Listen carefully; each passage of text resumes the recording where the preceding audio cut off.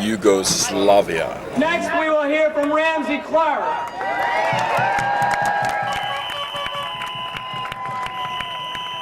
Thank you very much.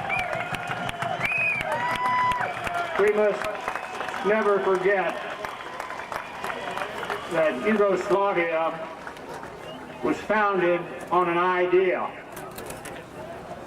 And the idea was that all the peoples of the Southern Slavs, with all their cultural differences, their national origins, their ethnic origins, their religious histories, could live together in peace.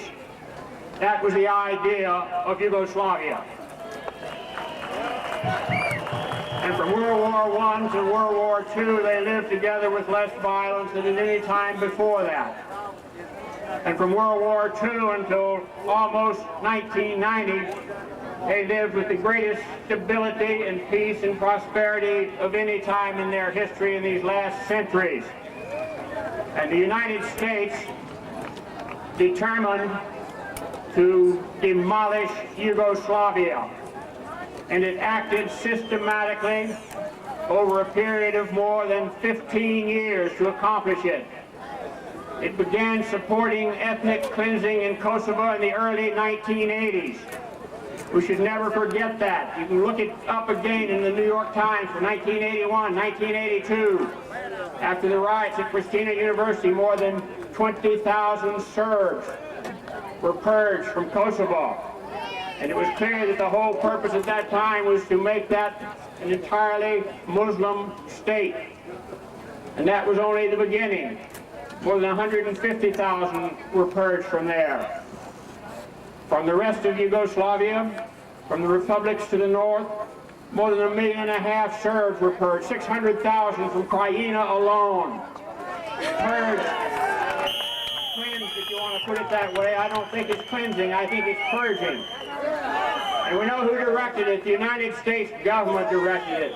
Read Richard Holbrooke's book about how to end the war by killing everybody. And you'll see it redirected the purging of the Serbs from Krajina. Watch what the International Monetary Fund did, beginning in 1989, 1990, with its strict requirements on free trade, on debt repayment, on incurrence of new debt, on privatization. It brought the economy down for 2 years. And still the republics, all 6 of them, were determined to hold together. Then in May of 1991, Secretary of State James Baker cut off all U.S. aid to the Federal Republic of Yugoslavia. And he said the United States will veto any international loans from the IMF or the World Bank or any other institution over which we have any influence to the Federal Republic of Yugoslavia. And that began the real breakup. Slovenia withdrew with the encouragement of European neighbors. Croatia withdrew with the encouragement of European neighbors. Bosnia withdrew in a bloody mess that was caused by the United States policies and European neighbors. Macedonia withdrew in a policy that was enforced by the United States. The 25 million people that were Yugoslavs in 1990 numbered 12 million by 1995. And they had become the most segregated people in the history of the Balkans. Just look at Bosnia, 3 states, totally segregated. We never had segregation like this in the United States in the South. There was never segregation in apartheid in South Africa like this. You got 3 separate states manipulated so they can never live together. 1 Muslim, 1 Croatian, Roman Catholic, and 1 Serb Orthodox. And the determination is that they shall not live together. And now you're taking Kosovo away if you can. And you've declared war on the people of Yugoslavia and committed crimes against peace, the worst crime of all, the first crime in the Nuremberg Charter. The crime against peace. We ended peace in that region with absolutely ruthless, devastating, brutish bombing against a totally defenseless people. It's worse than cowardly to do that. It is murder, and we know it. Everyone responsible in any way for the release of any of those bombs is implicated in murder, and they know it. Thank you. Thank you, Ramsey. We also violated the Nuremberg prohibitions of war crimes. We have committed, I've been trying to count them, and I can't keep the count. It keeps going on and on. The direct targeting of civilians is absolutely prohibited. You think we haven't been targeting civilians? That's all we've been hitting. Go there and look. But if you think they can deny it, how do they deny it when they say, look, we're now targeting the friends of President Milosevic, you know? Who are they? They're civilians, for God's sake. You're killing people that have power. You're killing people indiscriminately. You're killing civilians. You're destroying civilian facilities. You're destroying facilities on which civilian life and all life depends. Electricity and water and transportation, communication. You're bombing relentlessly and brutishly and savagely, and you know it. You're destroying the environment for how long? How much depleted uranium is there? How dare we use bombs, fragmentation bombs, against hospitals, and yet we've seen it in 3 separate hospitals in one trip. Cluster bombs. There has to be accountability. There has to be accountability.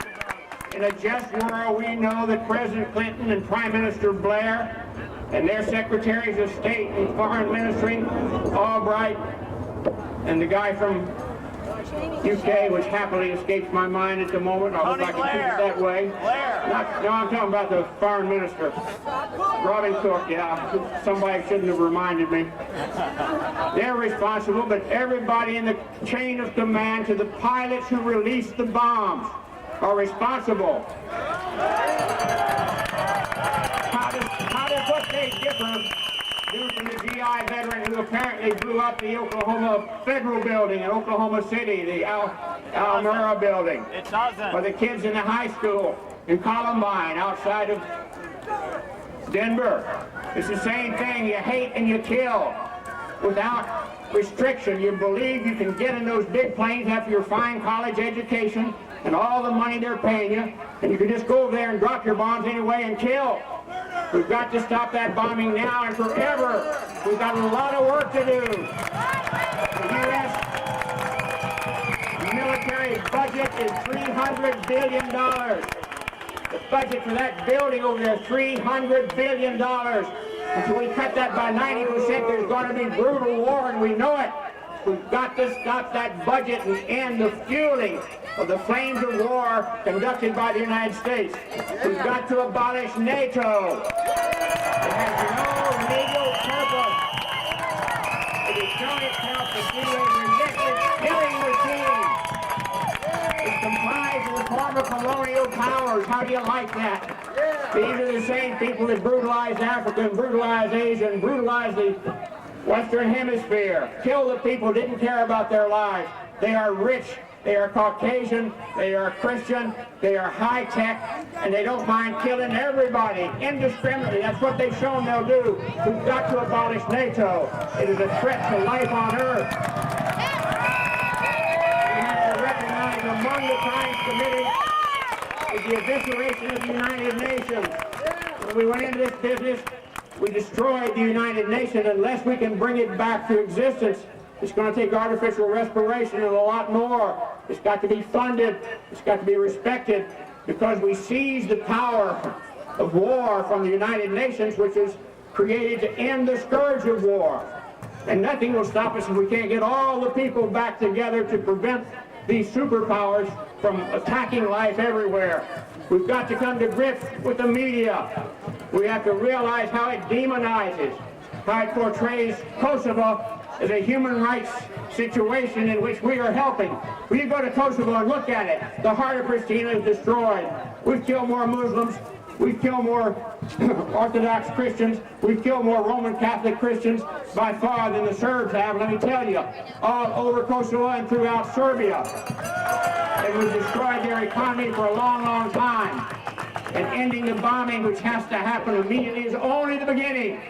because now we want to put sanctions on them, don't you know? And don't you know that the sanctions have killed 10 times more people in Iraq than 42 days of bombing and 110,000 aerial sorties compared to 33,000 against Yugoslavia. It's killed 1.5 million people. There cannot be sanctions against Yugoslavia. Now they have to be off. There cannot be reparations from Yugoslavia. Europe and the United States have to provide reparations for the Balkans. And then they have to concede with the people there. They have to create a new Yugoslavia, a new Southern Slavs, a new federation of all the people of the Balkans that are determined to live together in peace and keep the violent superpowers based upon greed and corporate capital interests out of their turf. God bless you, and keep the faith and keep the struggle going.